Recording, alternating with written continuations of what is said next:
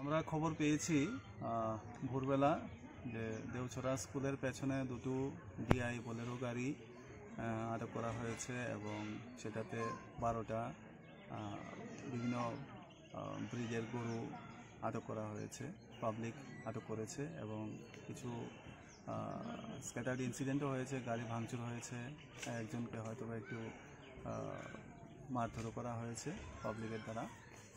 তো আমরা আসলাম এখানে, মধ্যে ঘটনার সত্যতা পেলাম।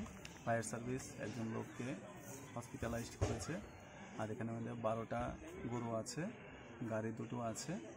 তো আমরা দেখছি যদি স্থানীয় লোকজন কোনো রকমের অভিযোগ দেয়, সেই অভিযোগ মোতাবেক আমরা এফআইআর রেজিস্টার করব অ্যানিম্যাল ক্রুয়েলটি অ্যাক্টে, অথবা আমরা সুমতো কমপ্লেন নিয়ে এটা তদন্ত করব। স্যার, গরুগুলো এখন আপনারা কি করবেন? গরুগুলো আমরা ভাবছি গোশালাকে দিয়ে দেবো, কারণ আমাদের রাখার কোনো ব্যবস্থা নেই। তো গাড়িগুলি স্যার আপনারা কি সিজ করবেন? হ্যাঁ, অবশ্যই সিজ হবে।